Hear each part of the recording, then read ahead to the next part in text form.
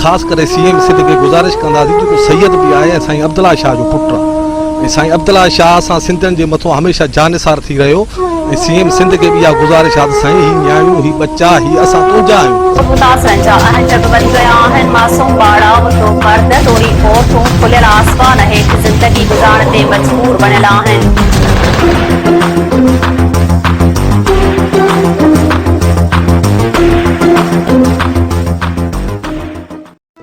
मुंहिंजे यार जा अजीब आहिनि आर पूर पवेनि राति जो वञो वसाइनि हू पार पुठ वराए जे वया वरी न कयूं निहार कहिड़ा आहिनि दिलरुबा उमिरनि जा एतबार हे धिके कंदे धार त तालिब मौला कीअं कंदो। 2022 पूरी सिंध बुॾी चुकी हुई हिकु सैलाब जो मथां दरियाहनि जा कट पूरी सिंध में बर्बादी छाइजी वई। काफ़ी इंसान पंहिंजा बचड़ा मासूम माऊं भेणूं धीऊं न्याणियूं वठी जॾहिं राजधानी वारे शहर कराची पहुता उते को बि उन्हनि खे सहारो नज़र न पियो अचे।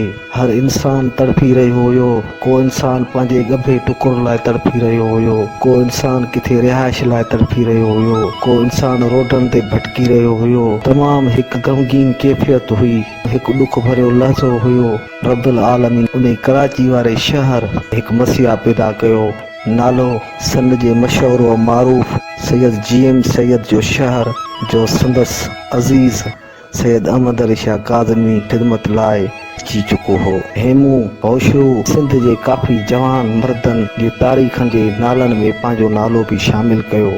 सैयद अहमद अली शाह काज़मी इहा कैफ़ियत ॾिसी बर्दाश्त न करे सघियो ऐं उन पूरी कराची में आयल मुख़्तलिफ़ स्कूलनि मुख़्तलिफ़ रोडनि जायुनि तां जॾहिं उहो सन जो सैयद अहमद अली शाह काज़मी हर न्याणी जे मथे ते हथ रखी northern bypass mission Syed tent city जे नाले ते उन खेमा खुड़ाया जिते असांजे माउनि भेणुनि न्याणियुनि अची सुख जो साह भरियो। मुख़्तलिफ़ पाणी जूं सहूलतूं दवाउनि जूं सहूलतूं खुराक जूं सहूलतूं उन सैयद पंहिंजे सिंधी माउनि भेणुनि न्याणियुनि भाइरनि नंढड़नि मासूम बच्चनि खे मुयसरु करे ॾिनियूं। सैयद इन ख़िदमत जे बदिले तमामु वॾियूं तकलीफ़ूं ॾिठियूं जंहिंमें तकलीफ़ ॾींदड़ सैयद खे हर तरह सां तकलीफ़ूं ॾींदा रहिया। दुश्मन ताक़तूं सैयद अहमद अली शाह काज़मी लाइ तंगदस्ती करे ॾिनऊं। हर ताक़त खे ठोकर हणी ऐं हिकु ई आवाज़ बुलंद कयो लेकिन उन्हनि दुश्मन ताक़तनि जे ख़िलाफ़ माण्हुनि बि भरपूर मज़म्मत कई। सिंध धरतीअ ते अहिड़ा शींहं जवान हूंदा अहिड़ा भरजलू पैदा थींदा असांजा वॾा आसरा थींदा।